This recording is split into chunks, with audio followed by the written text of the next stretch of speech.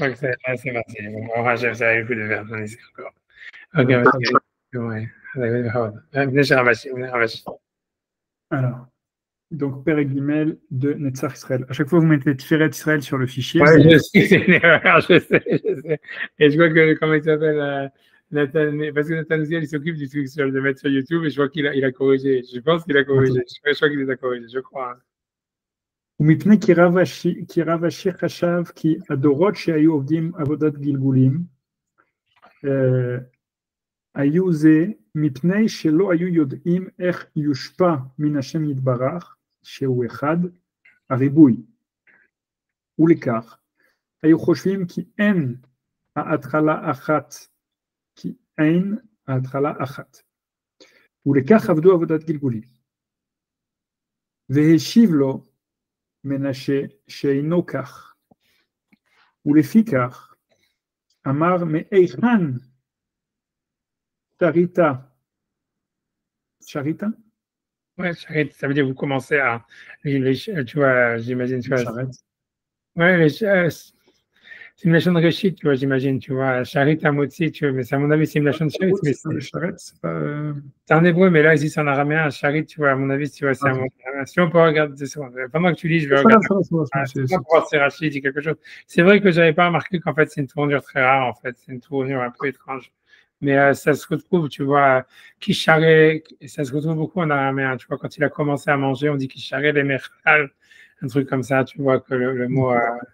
Je peux regarder même dans tu vois. Amar me'echan sharita amotzi, velo yada, והשיב לו מאיכן דקדקים בישולו, דמאחר שמברך המוציא לחם מן הארץ, ויש בלחם ראשית, והיינו אותו שקדם בישולו, הוא ראשית. יש לו לברך על זה המוציא, מפני שהוא ראשית, והוא ייקח, ולכך, יש לו לברך עליו המוציא לחם מן הארץ, ובזה יראה לו כי ידע תירוץ הקושיה איך יבוא הריבוי מאותו יתברך.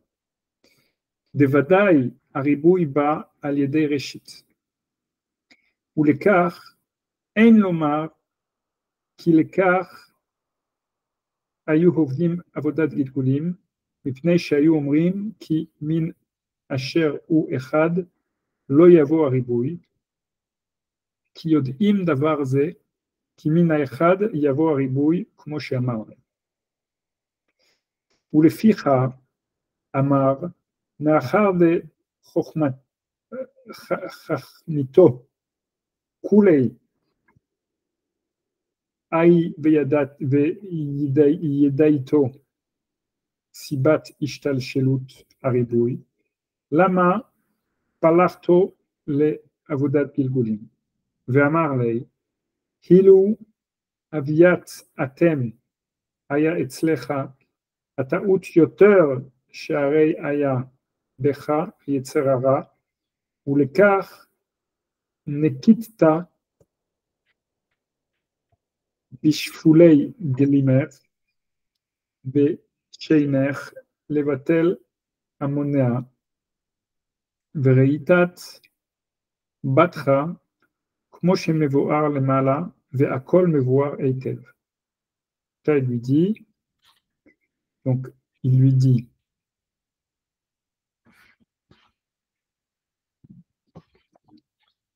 étant donné que nous on savait parfaitement la raison pour laquelle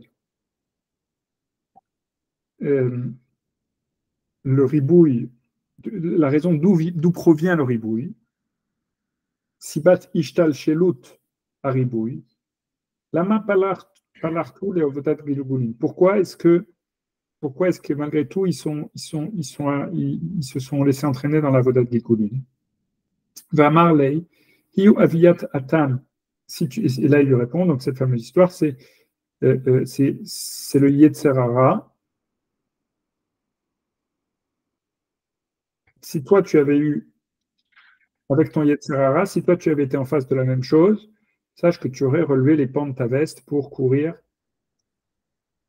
et pour te précipiter vers la Avodat Gilugulin. Donc il lui répond finalement que c'est qu'une question de Yetzer Hara. Ouais, exact. C'est une question exact. C'est qu'une question de ça, c'est pas qu'il comprenait pas, c'est pas qu'il y avait un problème philosophique, un problème de pas qu'il était bête. Voilà, c'est ça, mais c'est un problème voilà, qu'il y avait un Yetzer Hara et que dans quel Yetzer Hara, c'est clair que c'est pas défini, tu vois. Pour l'instant, il a pas, ouais. Mais enfin, c'est lié peut-être à ce qu'il a dit au chapitre d'avant, c'est-à-dire qu'il avait dit que le peuple d'Israël, il a plus de Yetzer Hara que les Goyim, ouais. Parce qu'en fait, ils sont plus, comment dire, instables, parce qu'ils sont liés à quelque chose qui est supérieur à eux, comme s'ils sont pris par une énergie qui les dépasse. Alors peut-être, tu vois, c'est ça ce qu'il a voulu dire ici, tu vois, c'est-à-dire la raison, le début du, si on regarde dans le début du Pérec, quand il avait posé la question, il avait dit, Yeshishol, donc il dit pourquoi il y a tellement de Yetzer Hara pour faire les fautes, et après il dit mais pourquoi c'est plus dans la Avodah Zarah. Et en fait, à mon avis, en fait, il n'a pas expliqué en réalité, il n'a pas répondu encore à sa question.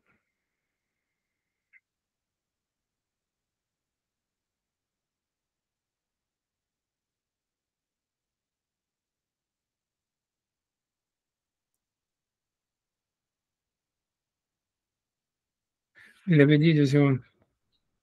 Il dit au Yetzer Hara Avodah Zarah qui va être בפרק שני, עניין היצר הרע שמגרה יותר בישראל נשמע העליונה שיש לישראל.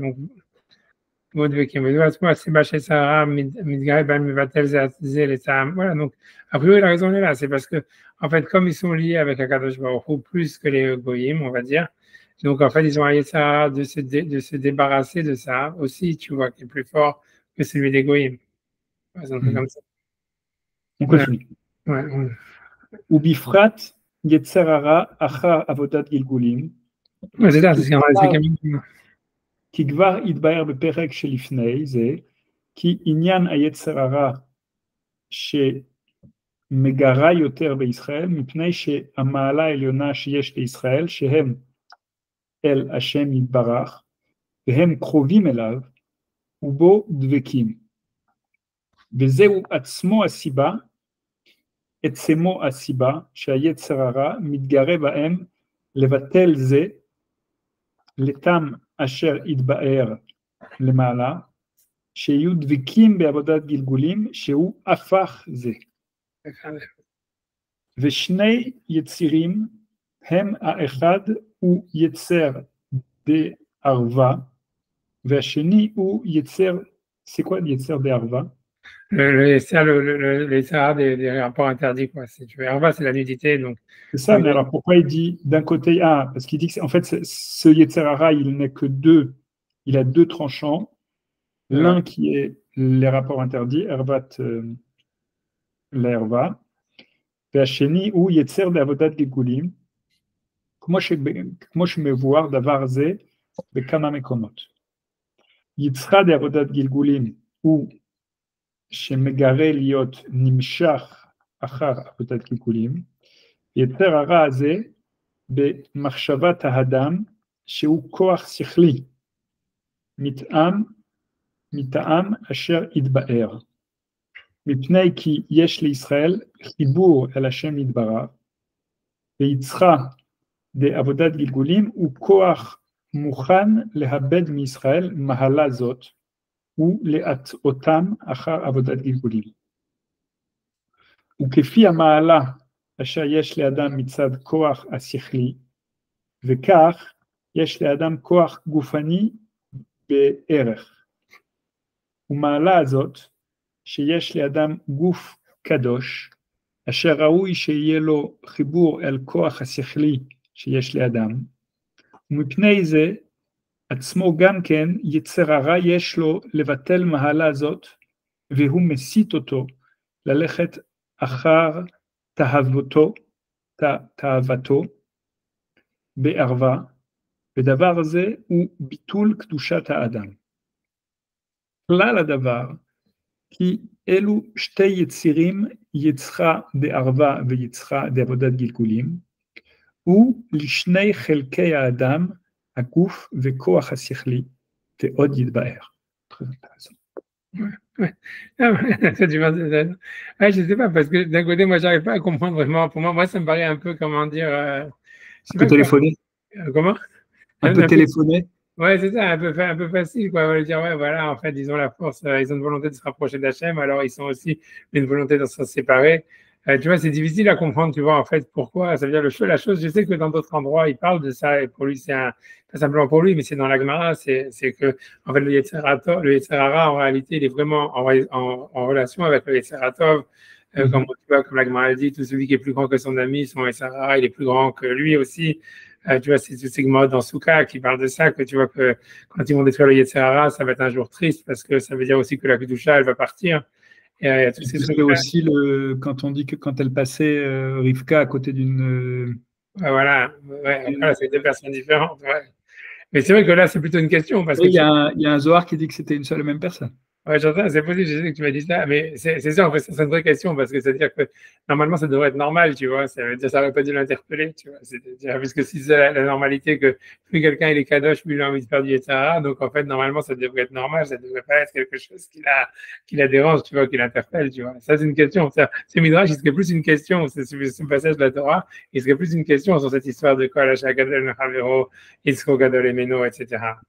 Tu vois, je sais pas, mais d'un autre côté, je sais pas, c'est très compliqué quand même à expliquer cette histoire-là parce que les maasés, tu vois, ça veut dire, je sais pas, c'est-à-dire que, je sais pas, peut-être c'est nous qui avons, comment dire, une vision tronquée des choses, etc. Mais quand tu regardes, tu vois, tu dis par exemple le Gaon de Vilna, ou tu regardes le Maral de Prague ou des trucs comme ça, t'as pas l'impression que c'est des mecs qui faisaient des grandes avérotes, tu vois, ça veut dire, ok, bien sûr, alors Ça ne peut-être. veut pas dire qu'ils faisaient des avérotes, mais ça veut dire qu'ils avaient peut-être un penchant qui était plus important. Ouais, mais c'est quand même difficile à comprendre, tu vois, c'est quand même, tu vois, c'est pas, tu vois, moi, je comprends tout ça, ça veut dire, c'est dans les personnages bibliques qu'on voit ça, si tu veux, encore qu'il y a une question, c'est une question, cette histoire de pourquoi Rivka, selon ça, elle a pas de problème.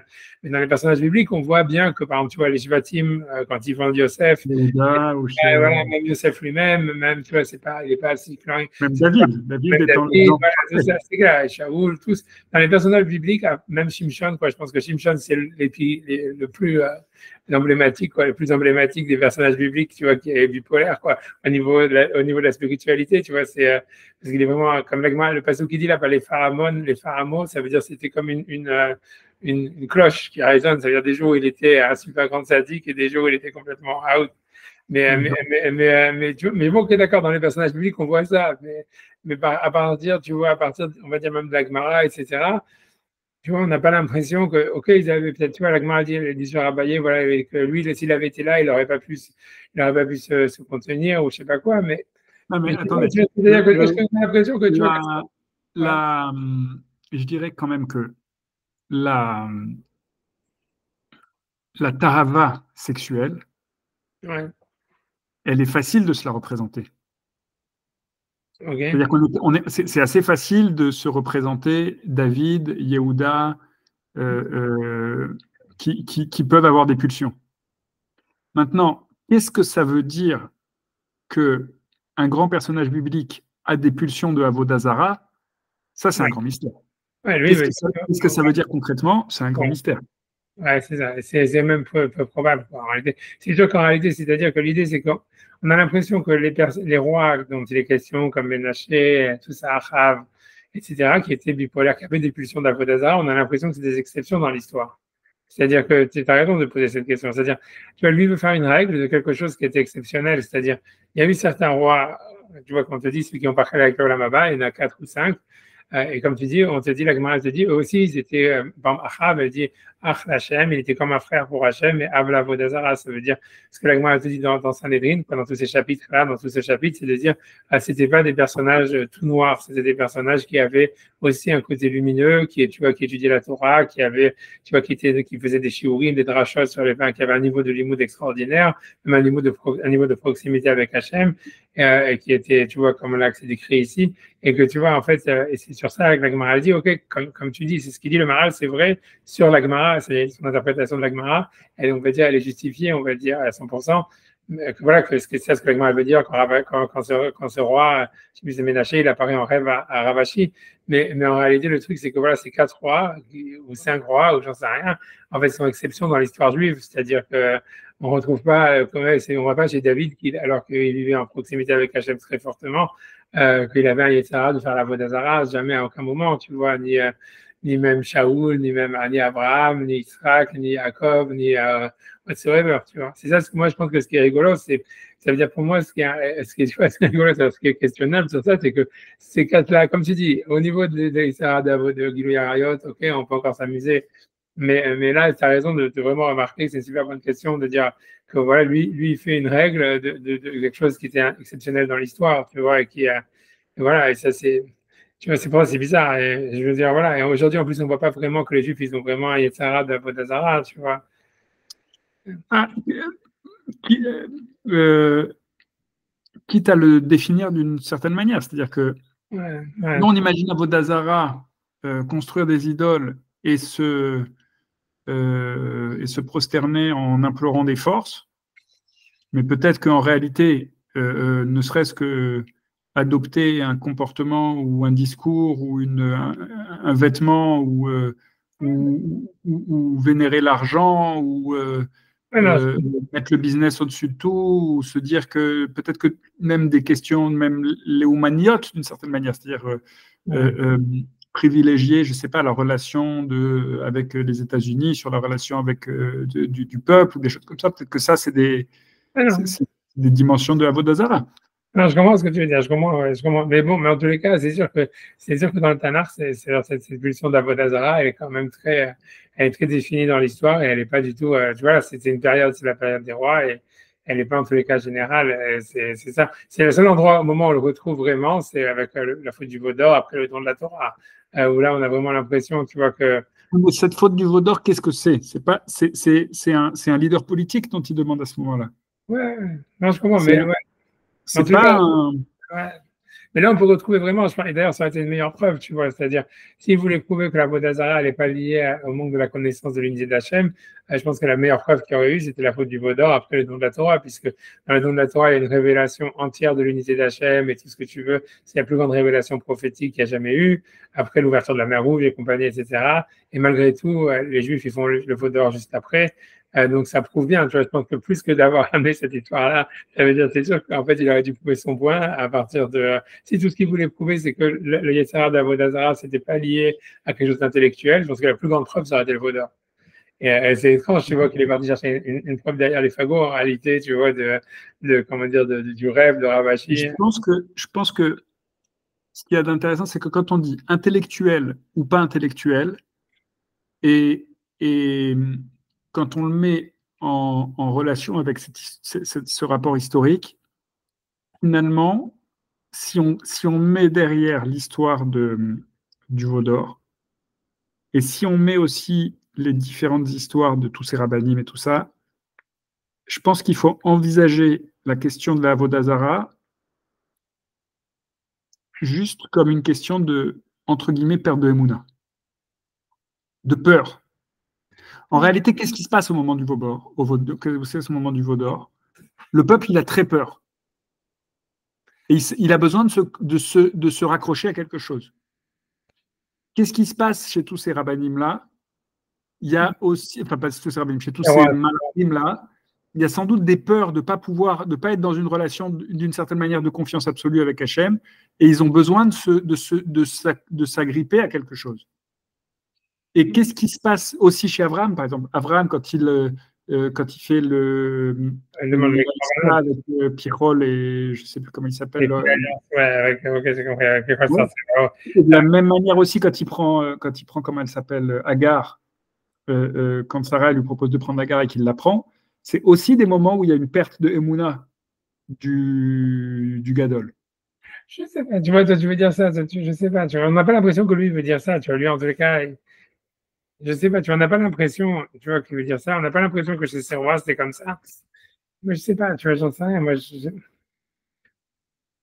j'en sais rien, moi, j'ai l'impression, parce que tu vois, si jamais, moi, ça veut dire, moi, si je réfléchis avec ma tête, tu vois, et que je vais essayer de prolonger ce que lui veut dire le Maharat, et que tu vois, en réalité, ça voudrait dire, et que l'idée du monothéisme, ça voudrait dire, en fait, voilà, Hachem, il est un, et plus ou moins un autre milvado, et donc nous, en fait, même nous, les êtres humains, chacun, avec notre volonté qu'on a de se rapprocher d'Hachem, c'est aussi, ça vient d'Hachem lui-même. Et donc, il y a comme une sorte, tu vois, c'est ça la beauté d'Hachem, c'est ça l'amour d'Hachem, c'est ça l'idée que l'univers, il a un sens, tu vois. C'est Hachem, il aime le monde, il veut s'unifier avec le monde, et le monde, il veut s'unifier avec Hachem. Et donc, en fait, il y a un rapport comme ça, tu vois, voilà, tu vois, si tu veux, je sais pas comment dire, tu vois, d'amour, de relation, c'est ça la Avodat Hashem qui s'oppose à la Avodat Zarah, ou la Avodat Zarah, en fait, c'est, tu casses, tu vois, parce que comment c'est décrit, en fait, la technique, l'idée de la Avodat Zarah, comme il dit, c'est de casser, tu vois, on dit sur Elisha Ben Abouyag, il a coupé les plantations, mais ça veut dire, en fait, voilà, Hashem, il se diffracte. Ça veut dire, c'est vrai, quoi. Donc, Hachem, il crée l'univers et il est un dans l'univers, mais sa version de son unité, elle est diffractée à travers plusieurs énergies, à plusieurs, on peut dire, idéologies, ce que tu veux. Et en fait, tu vois, ça veut dire, l'idée, c'est de prendre une idéologie, une idée ou une mida d'Hachem. De s'identifier à celle-là plus qu'aux autres. Voilà, que l'autre.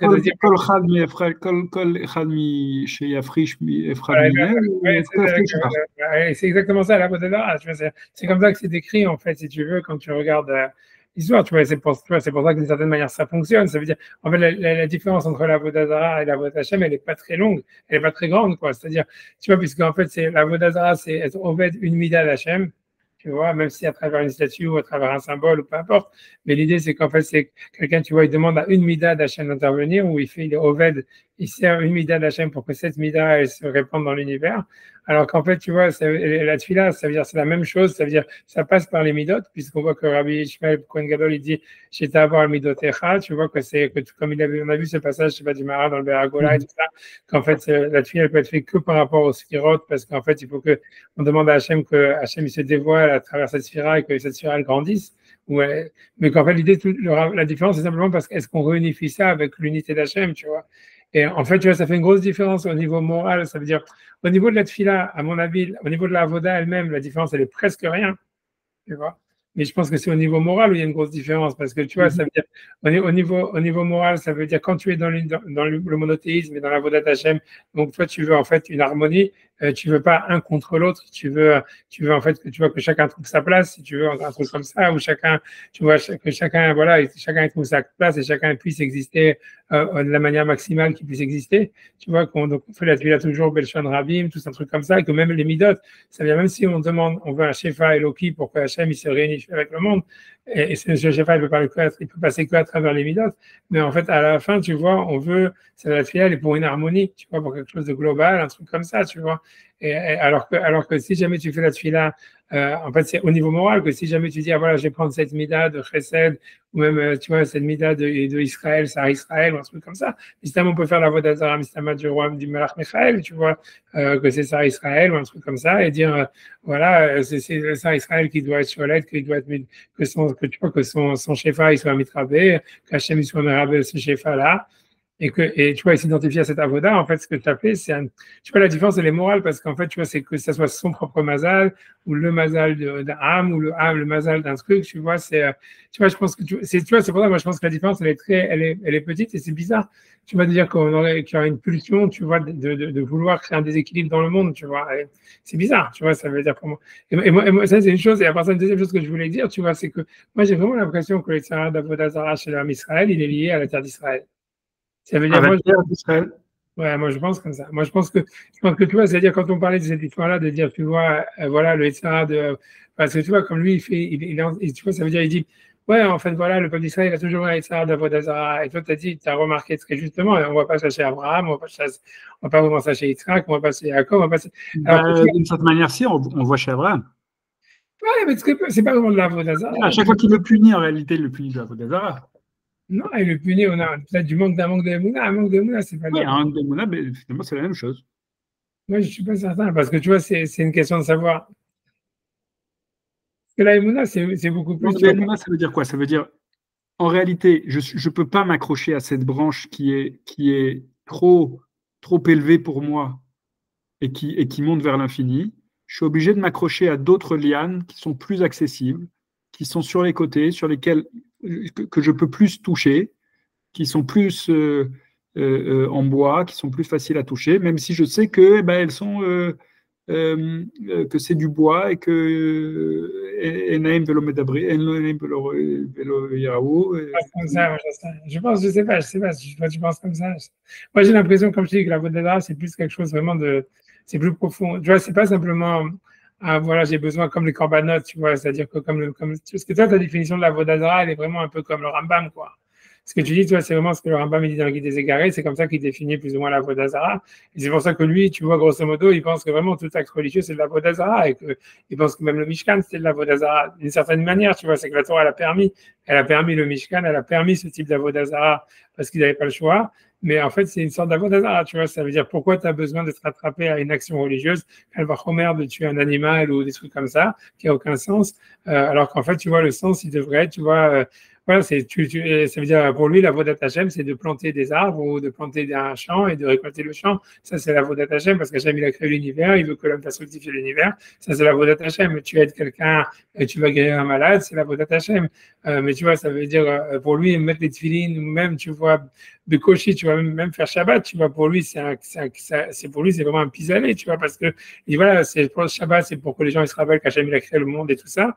Mais pour lui, si jamais on pouvait faire ça aurait été beaucoup mieux parce que pourquoi tu t'arrêtes de travailler pendant un jour, tu vois? Et ça, c'est dans le guide des égarés, il a cette lecture, il a cette vision-là, tu vois. Et comme je te dis, c'est vrai que c'est la base de la Kabbalah parce que, tu vois, c'est l'histoire, comme tu dis, que c'est pas Hachem qui a demandé un Corban, ni à Caïn, ni à Hevel, et que c'est eux qui ont voulu le faire, et qu'en fait, tu vois, la volonté de se relier avec Hachem, elle vient de l'homme, ou en tout cas d'Hachem, tu vois, ça veut dire l'idée, c'est qu'il faut sanctifier cette volonté. Et ça veut dire qu'en fait, c'est pas le but premier, quoi. Ça a jamais voulu que l'homme, si tu veux, il donne une, et ça veut dire la voie d'Hachem, en fait, c'est faire épanouir l'univers, tu vois, épanouir le monde à travers ses actions.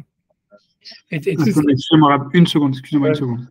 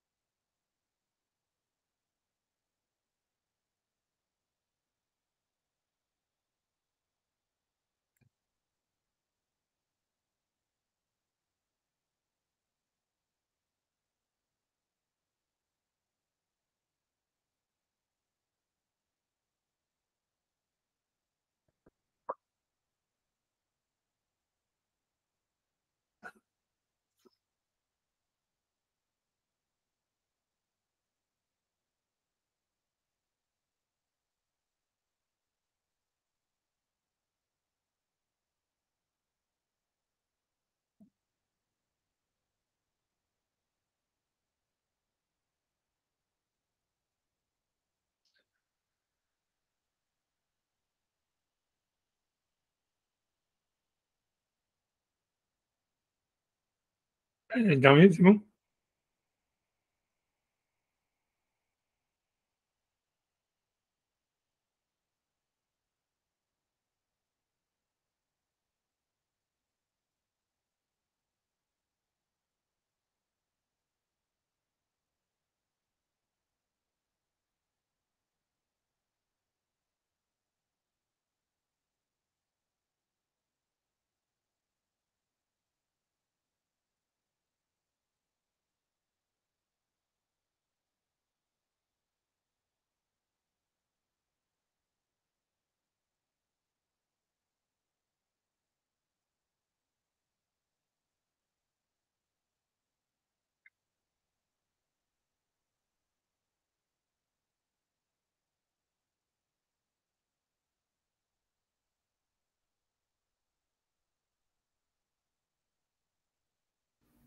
En arabe, excusez-moi.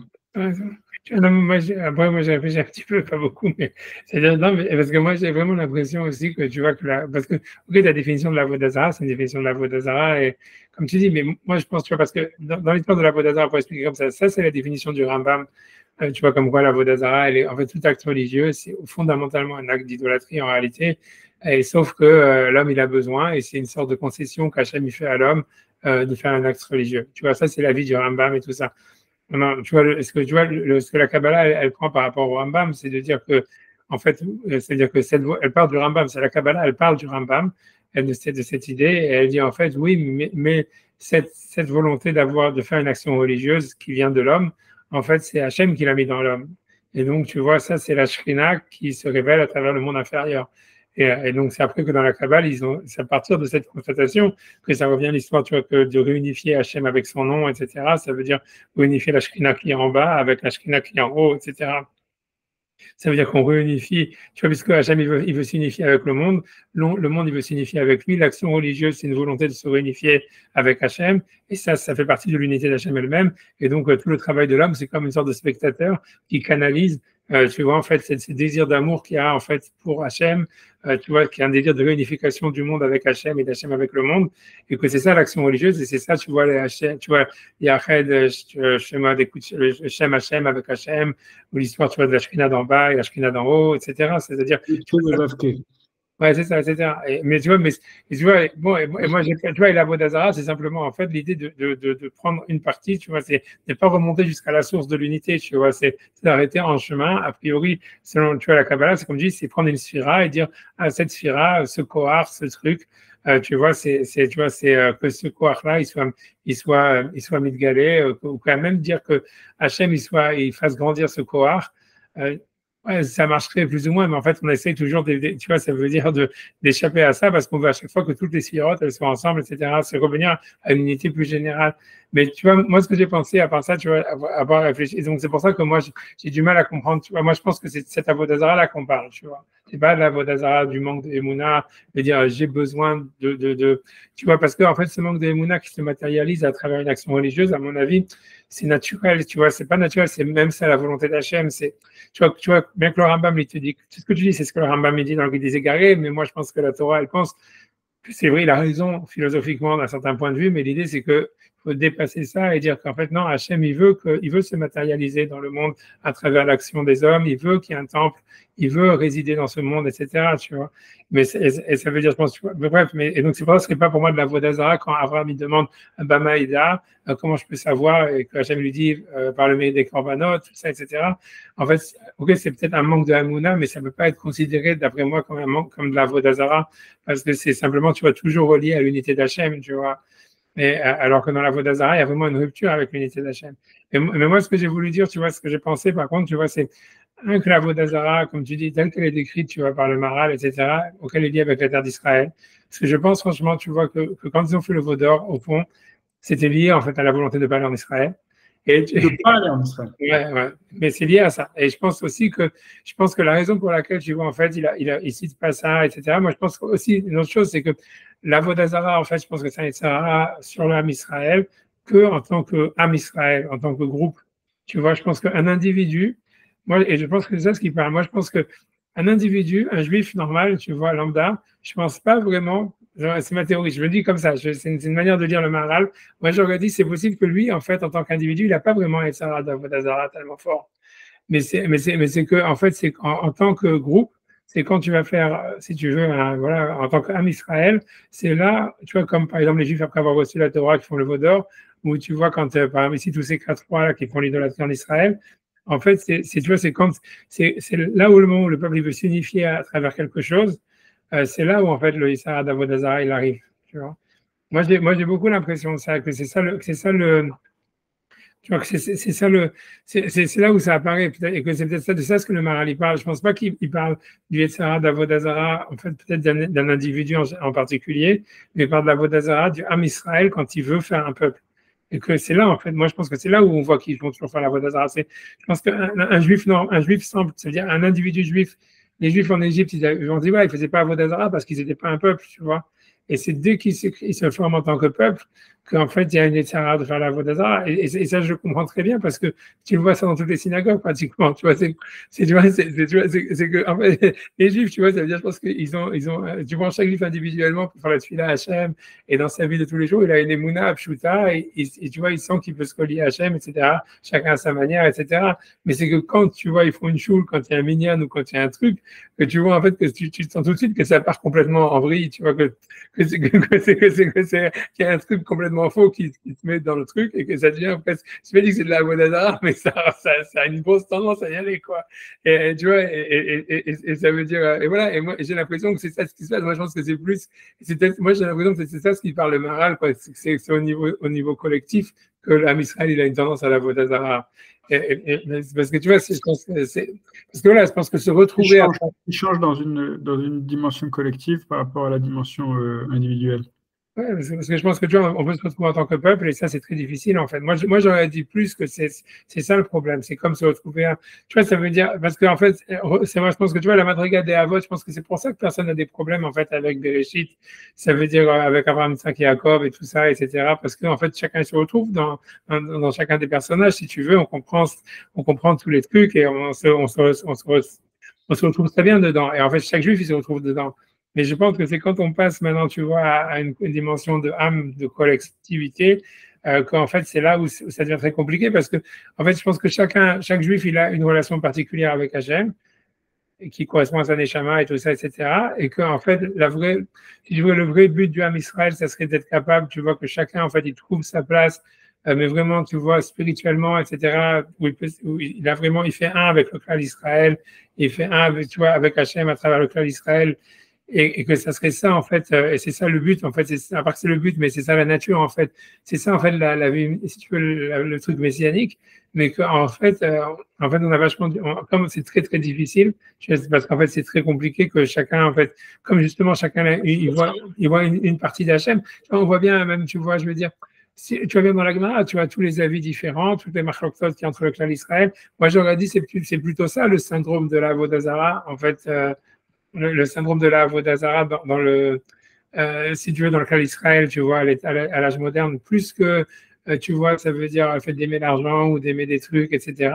C'est plus le fait d'être incapable, tu vois, ça veut dire que chacun trouve sa place, tu vois, dans le cas d'Israël, quoi, d'accepter que, tu vois, et je pense que c'est vraiment, et que même que tu retrouves ça dans la Gemara, tu vois, c'est les rabbinim de la Gemara, chacun il a son avis, tu vois, ils discutent ensemble, mais en fait, il n'y a pas de conclusion. Pourquoi? Parce qu'en fait, personne n'est convaincu par l'autre, tu vois ce que je veux dire. Ça montre, le fait de ne pas arriver à une conclusion, ça montre quand même quelque part une incapacité à communiquer, tu vois ce que je veux dire.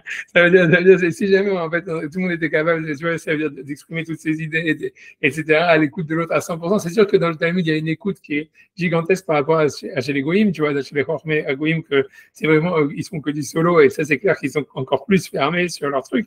Mais malgré tout, tu vois, je pense qu'il y a justement un point où tu vois, ça n'arrive pas à une unité, tu vois. Je pense donc ça, je le retrouve même chez les rabbinim, tu vois. Et pluribus unum. Ouais, d'accord, mais peut-être, mais je sais pas, tu vois, c'est peut-être, j'ai pas dit que. Non, c'est clair qu'à la fin, on comprend bien que chacun, en fait, il a une échama différente et chacun, il a une connexion à Hachem qui est différente. Mais je pense qu'à la fin, on a l'impression que le clan d'Israël, en tant que. Unité, ça ne veut pas dire uniformité. Oui, je comprends, mais ça veut dire. Mais ça veut dire, mais l'idée, c'est on doit être capable de se retrouver, tu vois, de retrouver Hachem chez chacun, tu vois. Et ça veut dire pas que chacun, il se retrouve avec Hachem, mais que chacun, il est capable de voir Hachem chez l'autre, tu vois. Et tu vois, et je pense que c'est ça le. Il y a ça dans la Gemara. Oui, il y a bien sûr, il y a ça dans la Gemara. Et même c'est ça l'histoire de la Kedusha, quand on dit Kadosh, Kadosh, Kadosh, Hashem, c'est Vakot, tu vois, le Shapashut, tu vois, ça veut dire du Mamash, du Pasouk là-bas, et dans Yechizkel, et dans, comment il s'appelle, et dans Ishaya, c'est que c'est chacun il dit sur l'autre qu'il est Kadosh, tu vois, ça veut dire, c'est vrai qu'il faut un minyan pour le dire et tout ça, parce que c'est chacun il dit sur l'autre, ah, il est Kadosh, tu vois, c'est une création d'Hachem, et il est Kadosh parce qu'il a une relation avec Hachem qui lui est propre et spécifique et tout ça, etc. Et c'est ça la Kedusha, quoi. C'est la Kedusha. Pourquoi il faut un minyan et pas 3 personnes alors? C'est ça la question. On a l'impression que dans le Tzibour, il y a quelque chose de spécial, tu vois. Ça veut dire, dans le Tzibour, on a l'impression que quand il y a un minyan, il y a quelque chose, si tu veux, de magique qui se passe, que c'est comme si la Shrina, elle s'incorpore plus dans le corps des Juifs, tu vois. Ça, tu le vois parce que, tu vois, par exemple, tu vois, il y a marqué tu vois, la raison pour laquelle, pourquoi on fait la lecture de la Torah sur un Sefer Torah. Quand tu regardes, tu vois, dans la halakha, la seule raison pour laquelle on fait la lecture de la Torah sur un Sefer Torah qui est écrit sur du parchemin, avec toute la halakha du Sefer Torah, c'est que lié à une seule chose qui s'appelle Kavod HaTzibur. Ça veut dire c'est pour Kavod HaTzibur qu'en fait on lit la Torah sur un Sefer Torah. Et le sens de ça, tu vois, a priori, c'est de dire, c'est pas si quelqu'un étudie, il n'a pas besoin d'un Sefer Torah, même, tu vois, ça veut dire, c'est dès que tu as besoin d'un minyan, tu as besoin d'un Sefer Torah, si tu veux, tu sais de qui est ta Torah. Et le sens de ça, c'est parce que dans la Torah, en fait, dans la lecture de la Torah, il y a comme une sorte dans l'écriture du Sefer Torah, il y a une matérialisation de la Kedusha de la Torah, tu vois, à travers les lettres, à travers le parchemin, à travers toute la halachot qu'il y a dans la Sofrout.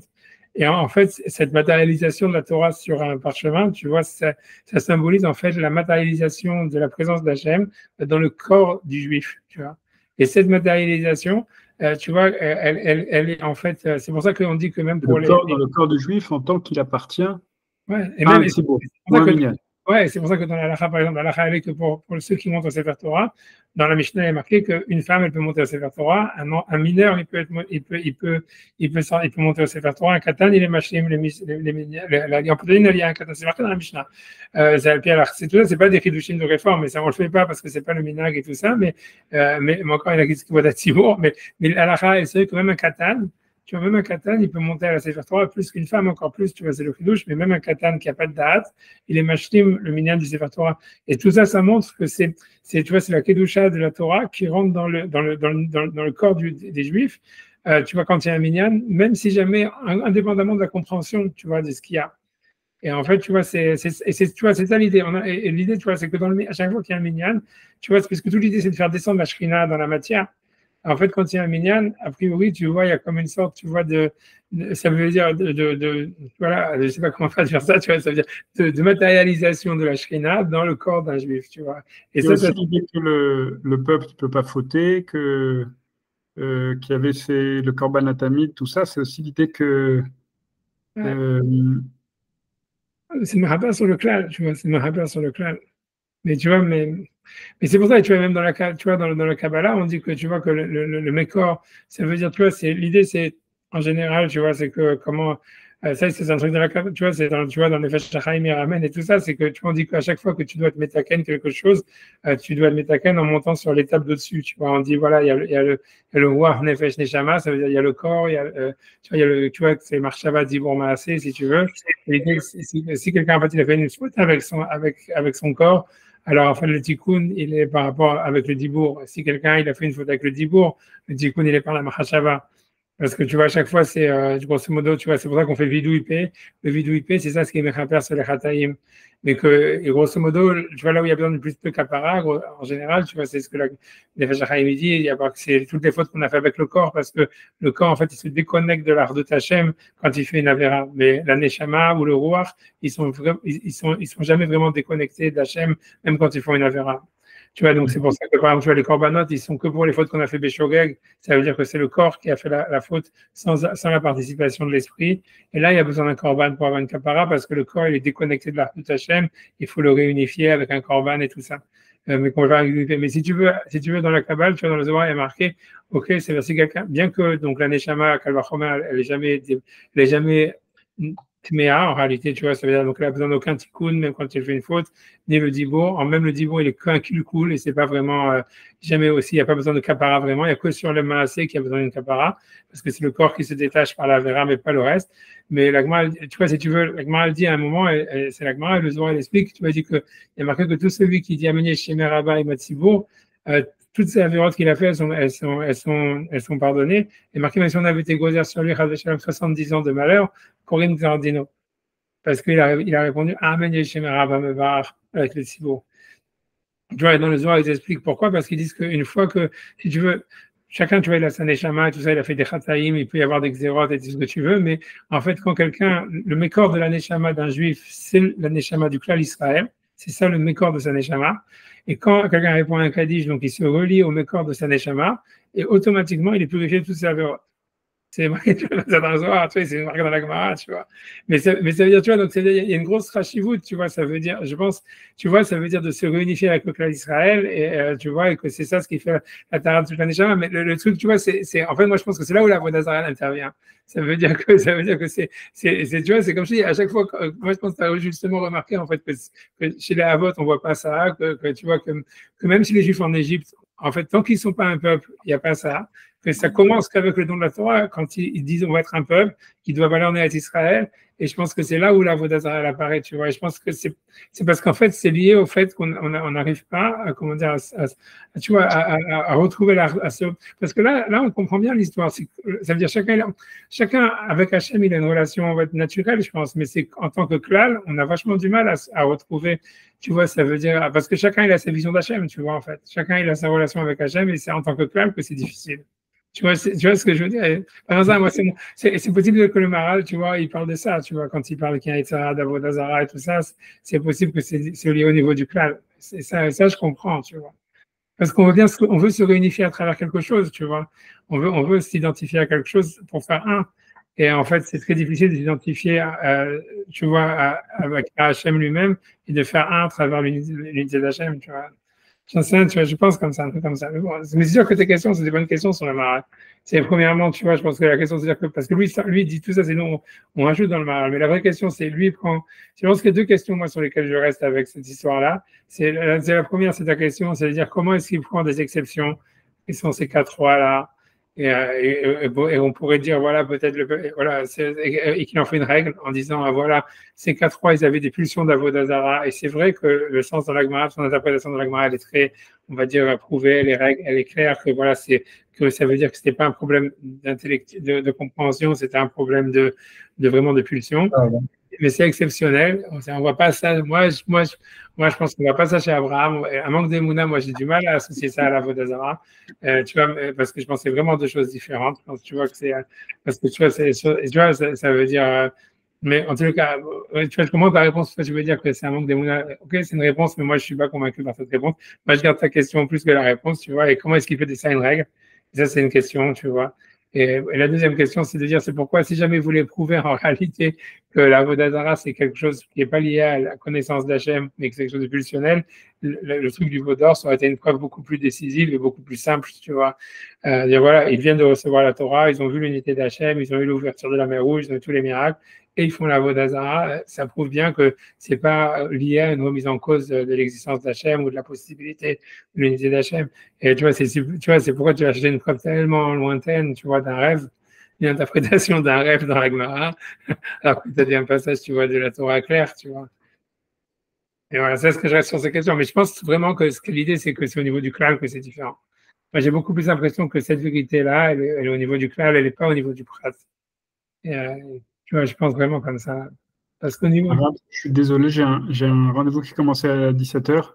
C'est moi qui suis arrivé en retard. Okay, j'essaie d'être la prochaine fois. La semaine prochaine, même heure, c'est bon pour vous? Ok, oui, j'espère arriver. Alors, un truc, c'est parce que tu vois, la tuile, elle se termine.